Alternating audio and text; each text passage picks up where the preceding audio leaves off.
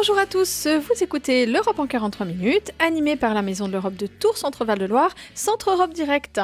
La présidence française du Conseil de l'Union européenne, que l'on appellera PFUE pour faire plus court dans l'émission, se termine le 30 juin.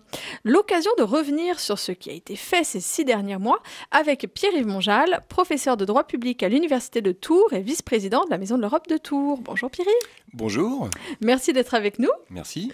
Alors, dans un premier temps, Pierre-Yves, est-ce que vous pourriez nous rappeler ce qu'est cette PFUE, présidence française du Conseil de l'Union européenne, s'il vous plaît?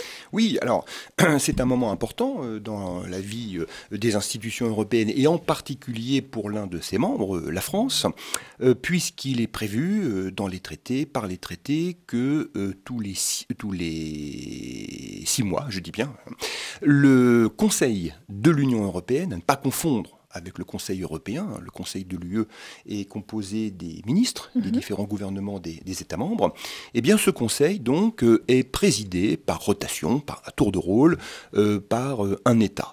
La dernière fois que la France a présidé le Conseil de l'Union européenne, c'était sous la présidence de Nicolas Sarkozy, c'était en 2008.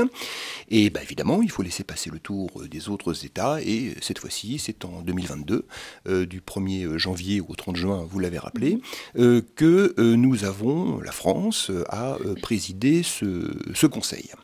Alors, c'est pas toujours simple au fond de présenter cette présidence et ce qui s'y passe réellement.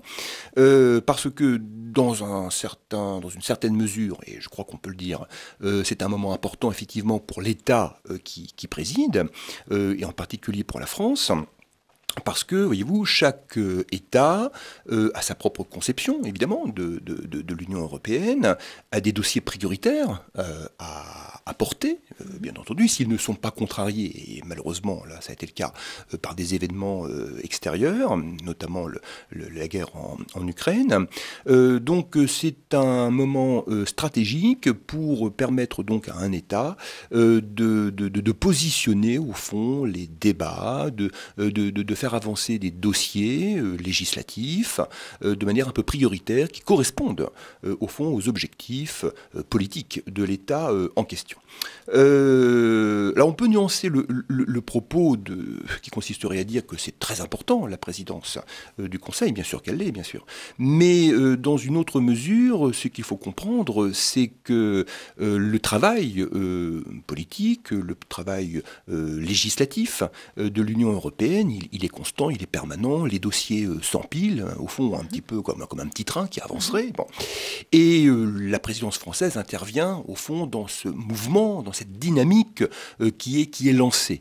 Donc c'est presque plus au fond de l'animation, c'est presque au fond plus de l'organisation de travail, cette présidence du Conseil de l'Union européenne, qu'un véritable moment stratégique et politique, parce que lorsque la France a assuré cette présidence, énormément de dossiers étaient déjà très aboutis, très avancés, très enclenchés. Alors peut-être, je crois qu'on en reparlera, avec une petite exception, là il y a eu un travail important qui a été fait à propos de ce qu'on appelle le DMA et le DSA, le Digital Market Act, voilà. C'est prévu. Et le Digital Service Act, qui sont en réalité deux règlements européens.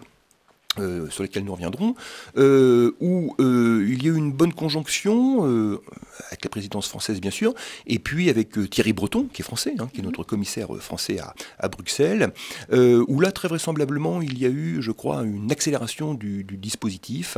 La présidence a dû très vraisemblablement jouer pour faire avancer significativement ce dossier. Au final, les États poursuivent les législations en cours, oui, mais peuvent aussi mettre l'accent un petit peu sur certains dossiers qui leur tiennent à cœur. Qui leur tiennent à cœur. Alors ça, c'est sur le plan, si vous voulez, à proprement technique, étant entendu que lorsque la France préside les différentes formations du Conseil, il y en a 10 au total, la formation agriculture, économique, etc., c'est toujours un Français qui préside les débats et qui va signer notamment les règlements, les directives. Et alors, Il faut ajouter à cela, ça c'est une dimension politique un petit peu plus supérieure, où là le chef de l'État, pour le coup, Emmanuel Macron pour nous, va reprendre un petit peu de hauteur politique, et on l'a bien vu malheureusement et tragiquement avec ce conflit ukrainien qui est vraiment dramatique, ou sur des dossiers d'une telle ampleur, sur les dossiers relatifs également aux sanctions contre la Russie, on en discutera peut-être, là la France joue un rôle bien entendu important, mais jamais seul. On n'est jamais seul dans l'Union européenne et on verra notamment qu'il y a une autre institution, une autre instance qui est le Conseil européen, donc qui lui réunit les 27 chefs d'État ou de gouvernement et qui a à la tête Charles Michel, un président de ce Conseil européen. C'est surtout le président du Conseil européen, bien entendu en concertation avec Emmanuel Macron, pour ce qui nous concerne, qui a surtout la main sur ces décisions politiques. Mais bon, ce n'est pas, la présidence du Conseil, ce n'est pas un moment qui est neutre quand même, à la fois pour le fonctionnement général des institutions de l'UE, et puis pour la France, pour ce qui nous concerne. Alors, cette présidence a été marquée par de nombreux événements, vous en avez rappelé certains. Et donc, il y en a un qui est passé quasiment inaperçu, finalement, c'est la fin de la conférence sur l'avenir de l'UE. Oui. Pourtant, ça a été annoncé quand même comme quelque chose d'assez important. Oui. Et puis, la fin, là, ça s'est terminé le 9 mai dernier. Exactement. Et finalement, c'est passé un peu inaperçu. C'est passé inaperçu, c'est franchement regrettable. Alors, c'est passé inaperçu, particulièrement en France, mais je crois aussi dans les autres pays. Mais en France, peut-être pour deux raisons. Alors, d'abord, peut-être rappeler ce que c'est que cette conférence sur l'avenir de l'Union européenne.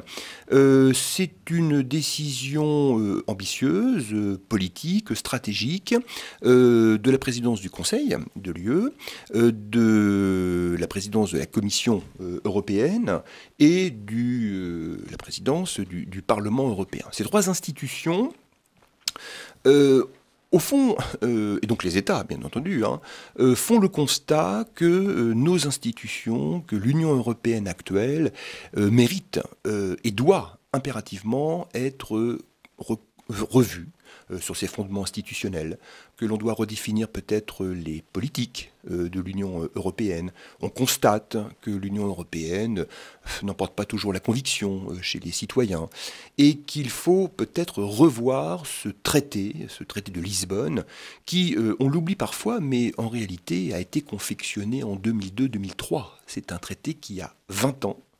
Dans son écriture juridique, dans ses ambitions institutionnelles et politiques, à un moment, 2002-2003, où nous n'avions pas connu les crises aussi graves que la crise grecque, que la crise migratoire, et bien entendu le Covid, et malheureusement, enfin, la crise russe.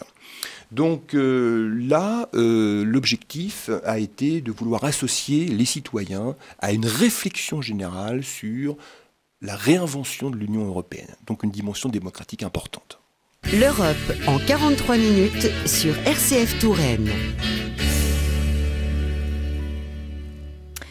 Nous évoquons la présidence française du Conseil de l'Union européenne, PFUE, dont la fin approche à grands pas, avec Pierre-Yves Monjal, professeur de droit public à l'Université de Tours et vice-président de la Maison de l'Europe de Tours. Donc, nous évoquions l'un des dossiers qui est passé quasiment inaperçu, c'est la fin de la conférence sur l'avenir de l'Union européenne. Alors, est-ce qu'on peut dire que c'est vraiment complètement un échec ? Est-ce qu'il y a quand même des choses qui en ressortent de cette conférence ? Non, assurément, ce n'est pas un échec. Alors, vous l'avez dit, cette conférence s'est terminée, le monde clôture a été réalisé le 9 mai 2022, étant admis que c'est un an plus tôt, le 9 mai 2021, date très symbolique, bien sûr, c'est la fameuse déclaration Schuman, ici, qui est visée par cette date du 9 mai, étant entendu que cette conférence, les citoyens, je vais y revenir, ont travaillé pendant un an. Alors, c'est ce que j'évoquais tout à l'heure. Du côté français, il faut bien le dire, c'est passé relativement inaperçu. C'est passé relativement inaperçu, alors pour deux motifs. Évidemment, le Covid. Ça a fait un mal fou, évidemment, mais pas seulement sur les questions européennes, mais d'une manière générale, l'opinion publique, les médias, la classe politique a été très mobilisée, et évidemment, encore une fois, sur ce sujet. Donc ça a un petit peu occulté cette conférence, qui encore une fois devait et a permis à des citoyens de tous les États membres de pouvoir formuler des propositions, de pouvoir se réunir en groupe d'experts, en panel, pour porter une réflexion qui est remontée aux institutions de l'Union européenne de manière à envisager l'avenir politique, institutionnel de l'Union européenne. Donc projet très ambitieux, très visant encore une fois à impliquer le plus près possible les citoyens européens. Mais c'est passé un petit peu, je dirais, sous les écrans radars d'un point de vue médiatique. Et puis, on le sait également, en France, mais c'est vrai aussi dans d'autres États, mais en France particulièrement, les sujets européens font toujours l'objet quand même de discussions, de méfiance, de défiance. On a bien vu lors de la campagne présidentielle qui a été marquée par des candidats très clairement anti-construction européenne, anti-Union européenne. Eh bien, notre opinion publique, il faut bien le dire, n'est pas tout à fait sensibilisée, à tort ou à raison, c'est un fait, à ces sujets. Donc, du point de vue français, oui, je crois que c'est vraiment en demi-teinte.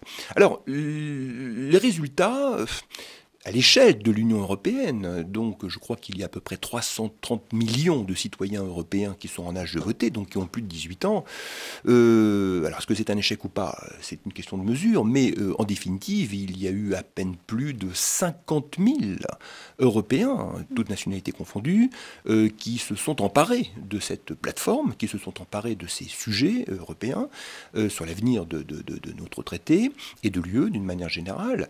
50 000 sur 330 millions, le ratio il est très vite fait, et on peut sans doute regretter qu'il y ait eu aussi peu d'implications, alors que beaucoup de citoyens souhaitent se rapprocher des institutions, souhaitent renforcer la dimension démocratique et participative.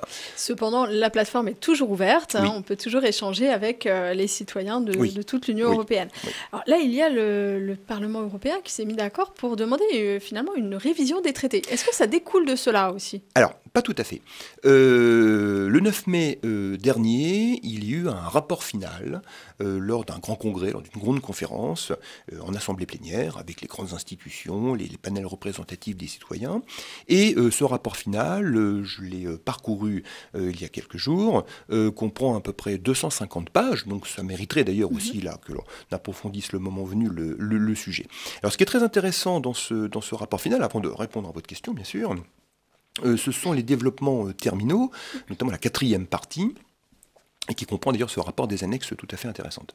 La 4e partie, qui est tout simplement intitulée les propositions de l'Assemblée plénière, donc entendons par là les propositions des citoyens.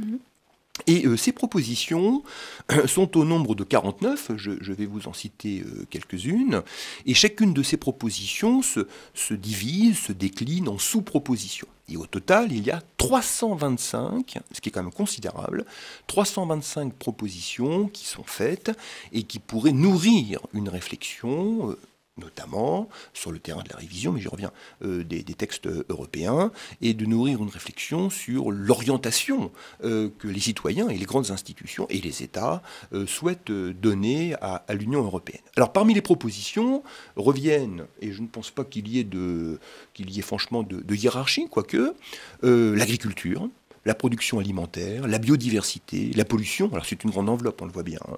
C'est une proposition importante qui se décline en sous-propositions. On a également des propositions pour la consommation, l'emballage et la production durable. C'est plutôt la logique de protection des consommateurs. L'information, sensibilisation, dialogue et mode de vie. Bon, là, l'objectif, il est peut-être un petit peu plus difficile à cerner. L'alimentation saine, les règles de concurrence, une vision plus large de la santé. Je ne vais pas toutes les passer, bien entendu.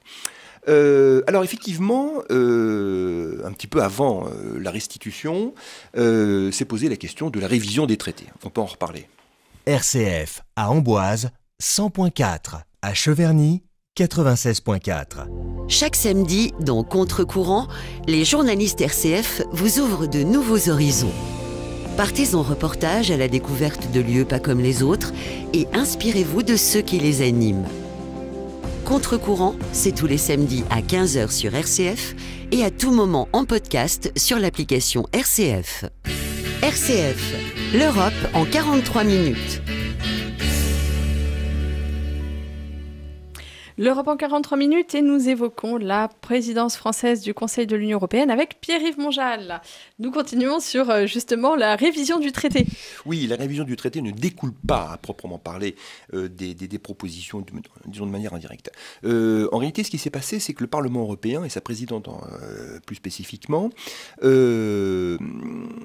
une vision ambitieuse de la réforme peut-être des traités européens et a été déclarée, mais c'était en janvier-février, ça remonte à quelques mois maintenant, sans embâche, l'objectif qui est de dire pour mettre en œuvre toutes ces propositions, il ne faut s'interdire aucun moyen d'action ou de réalisation, y compris la révision des traités et en particulier sur la question des modalités de vote.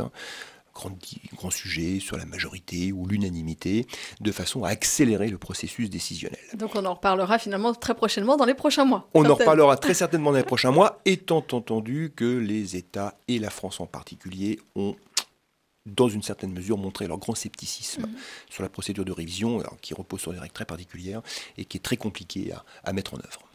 Alors, en début d'année, les États membres conservaient leur pleine souveraineté sur la politique étrangère et de sécurité commune, ce qu'on appelle la PESC.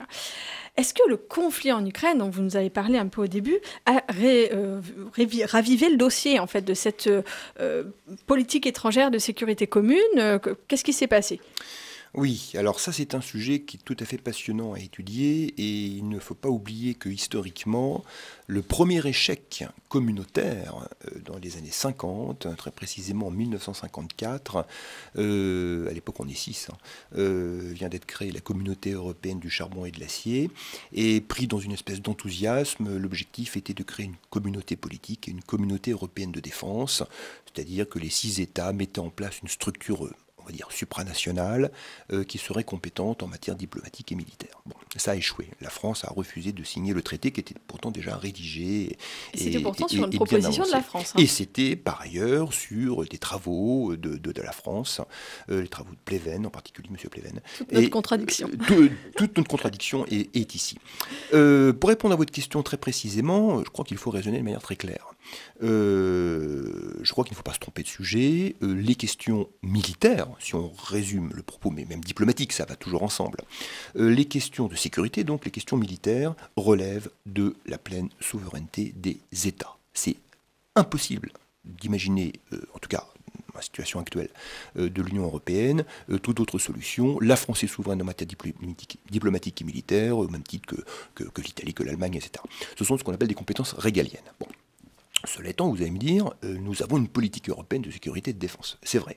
Mais là aussi, d'un point de vue strictement juridique, ces questions militaires et ces questions diplomatiques sont contenues dans une partie très spécifique des traités européens, ce qu'on appelle le traité sur l'Union européenne.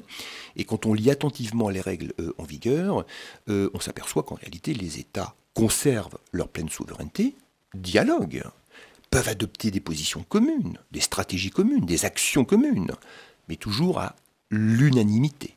Ce ne sont pas les institutions de l'Union européenne, Commission, Parlement, bref, ce n'est pas l'Union européenne qui a la compétence militaire. Donc juridiquement, les choses sont parfaitement claires là-dessus. Bien. Évidemment, tout ce petit monde-là a été profondément bouleversé et secoué par l'agression de la Russie à l'encontre de l'Ukraine. Et c'est donc posé la question à la fois de la fragilité de la paix en Europe. L'Ukraine est au bord de la Pologne, mais c'est aux portes de l'Europe, bien entendu. D'ailleurs, peut-être futur pays de l'Union. D'ailleurs, on peut en reparler, futur pays de l'UE. Et d'une part, et puis d'autre part, on a constaté, mais alors, peut-être avec surprise, mais l'Europe a toujours été, je dirais, c'est toujours structuré lorsqu'il y a eu des graves crises, et celle-ci est particulièrement grave, eh bien on a assisté, malgré tout, à une unité européenne assez forte entre les États pour, à la fois, augmenter les budgets défense de chacun des États, pour, à la fois, aider militairement et financièrement l'Ukraine à se défendre contre la Russie, et s'est ajouté à cela tout le dispositif de paquet de sanctions, 6 au total, à l'encontre de la Russie. Donc c'est vrai que là, il y a un basculement, il y a un tournant, mais il ne faut pas se tromper de nature concernant cette politique, ça reste toujours lié à un accord enfin obtenu, malheureusement obtenu, à un consensus, même une unanimité des 27 États, parce que ce sont des compétences régaliennes. L'Europe en 43 minutes sur RCF Touraine.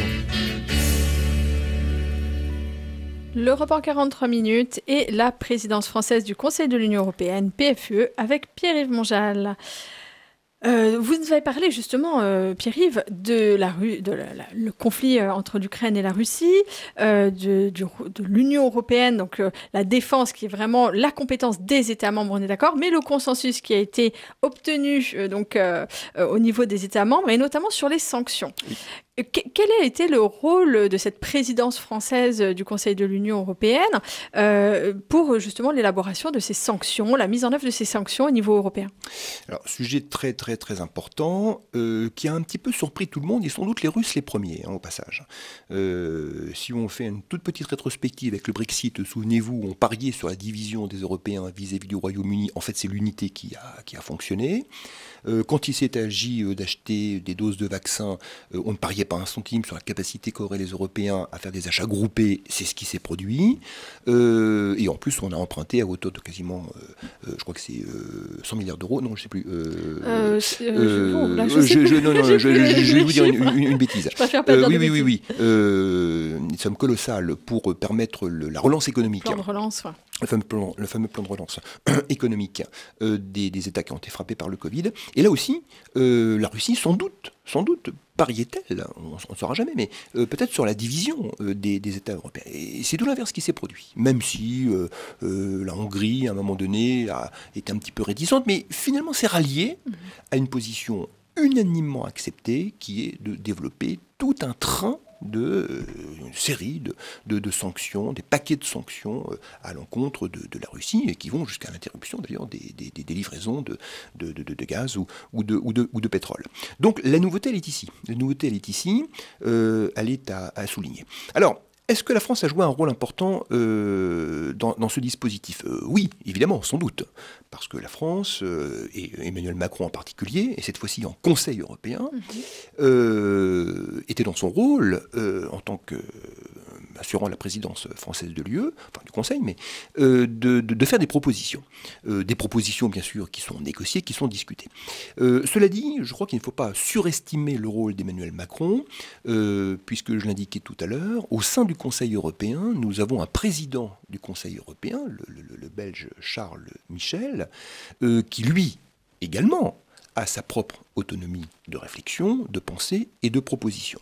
Donc en réalité, tout s'est passé en Conseil européen, évidemment en concertation sans doute très étroite avec Emmanuel Macron, bien entendu comme au fond instigateur d'un certain nombre de propositions et de suggestions, donc rôle de proposition et d'impulsion, mais au bout du bout, les 27 chefs d'État se mettent d'accord entre eux, sous la présidence de Charles Michel, et c'est dans cette instance que les grandes décisions se prennent à l'unanimité. Et ce qui est frappant, ce qu'on disait tout à l'heure, c'est justement cet accord unanime, pratiquement sans accrochage, avec des négociations bien sûr, sur les sanctions qui devaient être prises. Alors justement, on a vu, vous avez parlé d'États tels que la Hongrie ou bien la Pologne qui est souvent en conflit avec l'Union européenne, alors sur d'autres dossiers, bien sûr, notamment l'État de droit. Mais la Pologne est revenue un petit peu, a fait son retour dans le giron, je dirais, un peu européen, elle touchera notamment les fonds de l'Union européenne, parce qu'elle s'est engagée à changer son système juridictionnel. Est-ce que vous pouvez nous en dire un peu plus ? Oui, c'est très très très intéressant et c'était au fond assez prévisible. On se souvient que la Pologne est un petit peu dans l'œil du cyclone des institutions de l'Union européenne depuis 3-4 ans, et en particulier depuis 2 ans, dans la mesure où, vous l'avez dit très justement, son système juridictionnel n'est pas tout à fait étanche. Si vous voulez. L'indépendance des juges n'est pas garantie, et on a une immixtion très importante du président polonais, du Premier ministre polonais. Donc l'étanchéité entre le pouvoir exécutif et le pouvoir judiciaire n'était pas du tout garantie. Or, fondamentalement l'état de droit, ce qui constitue le socle fondamental du pacte européen, c'est la séparation des pouvoirs. Donc la Pologne a été condamnée très nombreuses reprises. La Pologne, dans un premier temps, a refusé toute idée de modification de sa constitution pour mettre en ordre, si je puis dire, son système judiciaire en conformité avec les principes des démocraties membres de l'Union européenne.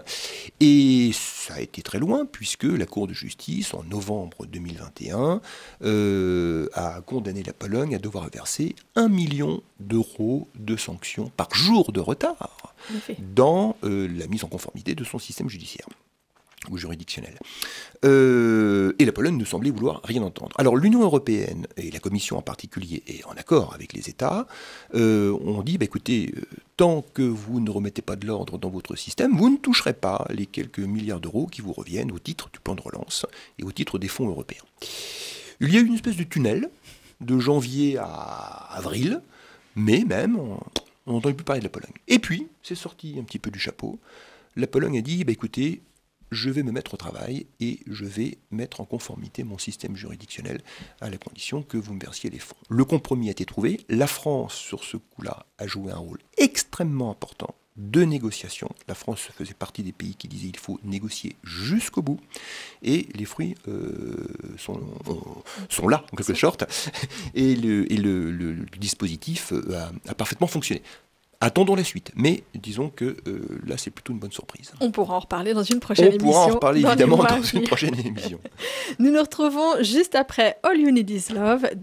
RCF, l'Europe en 43 minutes. L'Europe en 43 minutes, animée par la Maison de l'Europe de Tours, Centre-Val de Loire, Centre Europe Direct. Et nous continuons sur la présidence française du Conseil de l'Union européenne avec Pierre-Yves Monjal. Alors Pierre-Yves, vous avez évoqué tout à l'heure le Digital Market Act, le DMA, et le Digital Service Act, le DSA. Désolé pour les anglicismes. Alors, est-ce que c'est un dossier porté par Thierry Breton, donc notre commissaire français à la Commission européenne, mais aussi par la présidence française du Conseil de l'UE. Est-ce que vous pouvez nous en dire plus, s'il vous plaît ? Alors c'est un sujet qui est terriblement technique. En effet porté par Thierry Breton, qui est en charge le marché intérieur et en particulier le numérique. Alors c'est un dossier qui quand même remonte à 2019. Les propositions avaient été faites et c'est en décembre 2020 que le projet de la Commission européenne a été proposé. Donc là on est en 2022, donc toute l'année 2021 s'est écoulée pour traiter le dossier, etc. Un accord politique est intervenu et là nous allons véritablement entrer dans la phase de lecture et de travail du texte entre le Parlement européen et le Conseil des ministres. Donc il y a encore quelques mois de discussion et de négociation. Et sans doute aussi que la présidence française a tout mis en œuvre pour rendre un petit peu prioritaire dans l'ordre des dossiers cet important dispositif. Alors en réalité, ce sont deux règlements qui vont voir le jour. Le terme acte, en fait, renvoie à des règlements.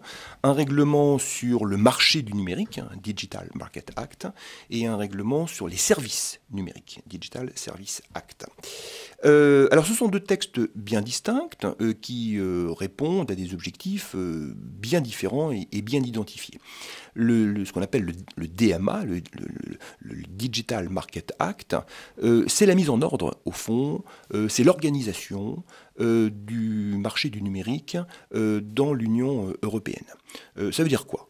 Ça veut dire qu'il y a à peu près dans l'Union européenne 10 000 plateformes en ligne, dont la très grande majorité appartient à Google, à Amazon, à Facebook, à Apple, à Microsoft, ce qu'on appelle les GAFAM, qui sont ultra dominants, et dont nous sommes d'ailleurs extrêmement dépendants. Bien. Ce sont souvent, ces GAFAM, des entreprises un peu prédatrices, qui ont des comportements brutaux, c'est ce qu'on appelle des abus de position dominante, c'est-à-dire qu'ils n'hésitent pas à évincer la concurrence, ils n'hésitent pas à fragiliser les autres entreprises qui interviennent, les autres plateformes qui interviennent sur ce marché qui est d'une rentabilité absolument inouïe. Et au fond, pour le dire un petit peu trivialement et en simplifiant à l'extrême, ils font à peu près ce qu'ils veulent. Ces GAFAM aux États-Unis, bien sûr, dans le reste du monde, et particulièrement en Europe. Et ils font aussi ce qu'ils veulent, d'ailleurs, d'un point de vue fiscal, car au fond, ils ne sont jamais fiscalisés. Tous les bénéfices retournent aux États-Unis et aucun des pays européens en tire les bénéfices fiscaux. Les choses avancent. Et donc, ce premier texte, ce règlement qui sera adopté sur ce qu'on appelle le DMA, va permettre d'organiser le marché, d'imposer des contraintes à ces opérateurs, de les soumettre pour qu'ils puissent, je dirais, déployer leurs services à des règles nouvelles, de façon à éviter qu'ils se comportent de manière un peu prédatrice et qu'ils abusent de leur position dominante. Ça n'avait jamais été fait. Là, c'est une très très grande réorganisation du dispositif qui est en place. Et au fond, ça veut dire quoi, d'un point de vue, si vous voulez, politique ? C'est que l'Europe va ici dicter sa réglementation à ces géants américains qui, au fond, parfois agissaient un petit peu en toute impunité. Alors, on a sans doute en tête les amendes records de plusieurs milliards de dollars, ou d'euros plus précisément, qui ont été affligées à Google pour des pratiques anticoncurrentielles, pour des pratiques prédatrices et des abus de position dominante. Mais ce ne sont que des sanctions, ce qui ne les empêche pas d'opérer, de continuer.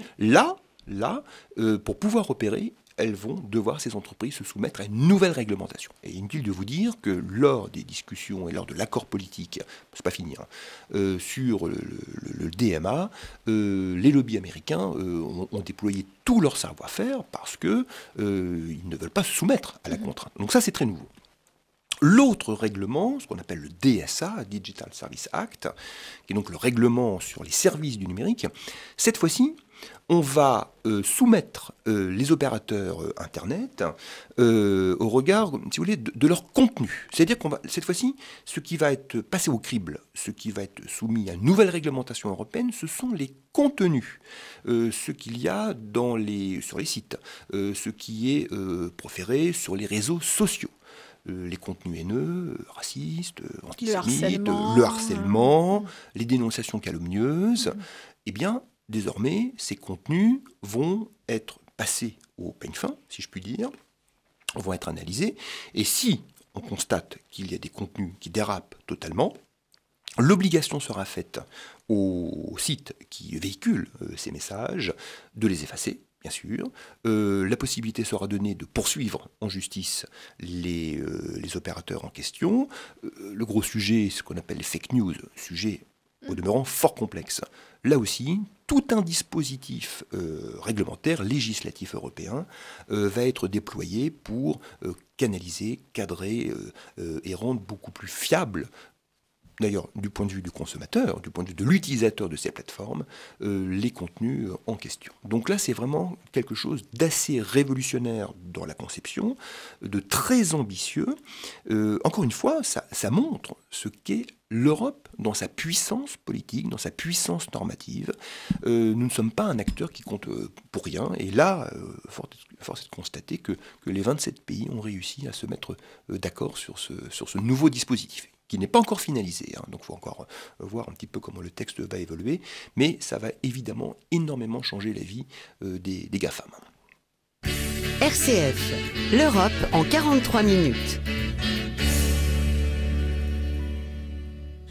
L'Europe en 43 minutes et nous continuons avec le bilan en quelque sorte un peu de cette présidence française du Conseil de l'UE qui touche à sa fin le 30 juin.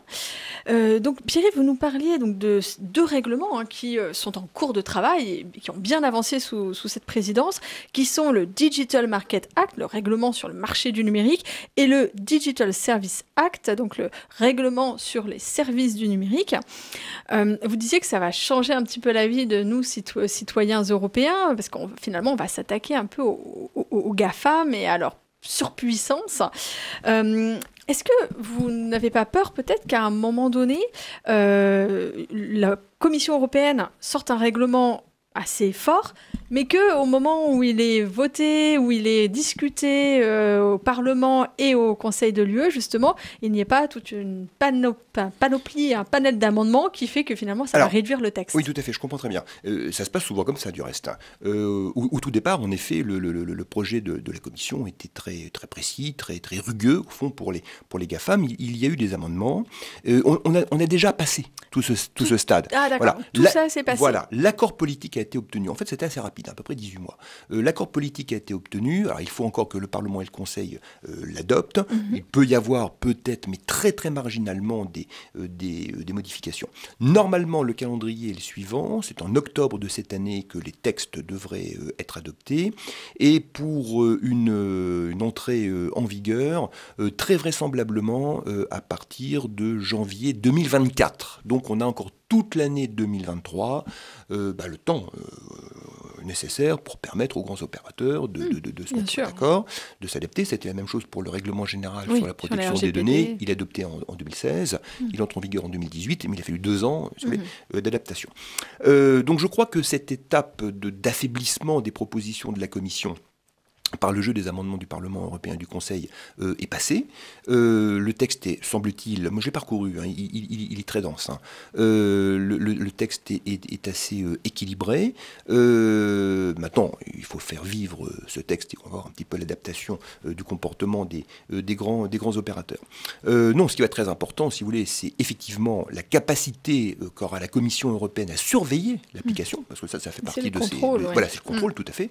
C'est sa fonction en droit de la concurrence, et dès lors qu'il y aura des applications, comment pourrait-on dire, illégales, ou des pratiques illégales de la part des grands opérateurs, que ce soit sur les comportements abusifs sur le marché ou en termes de contenu, il faudra qu'on ait une commission qui soit très réactive, et elle le sera de toute façon, et puis une cour de justice et un tribunal de l'Union européenne qui soient en capacité de sanctionner rapidement et fort, étant admis que les juridictions nationales, les instances nationales, c'est le principe de primauté et d'effectivité directe du droit de l'UE, chaque État sera en charge aussi de la mise en œuvre de ces 2 nouveaux règlements.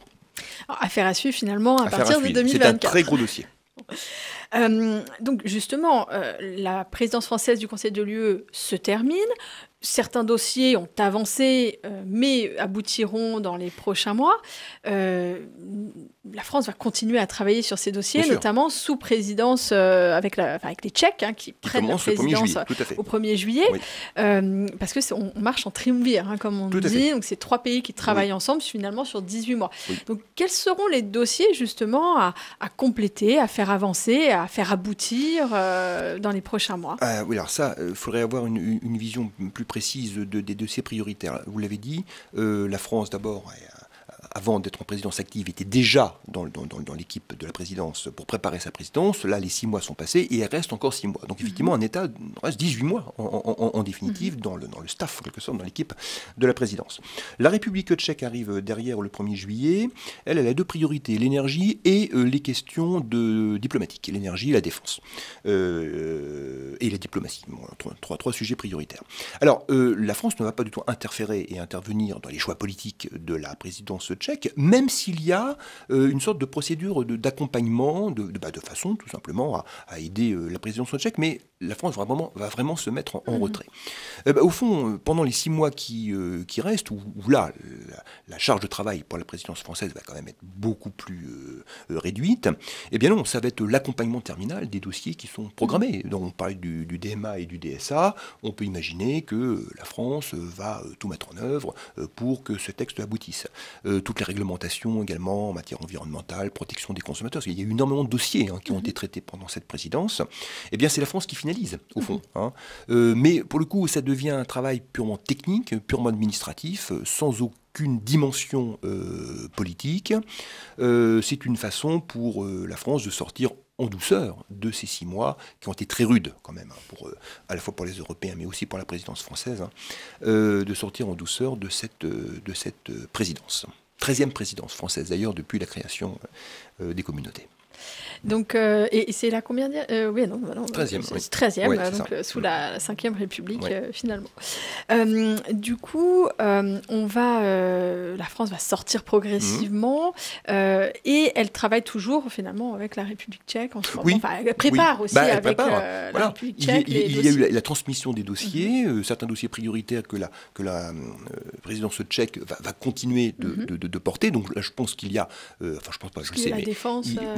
il y a des ordres de priorité et puis des transmissions de dossiers. Et ça, c'est une négociation entre les deux présidences qui s'opère toujours.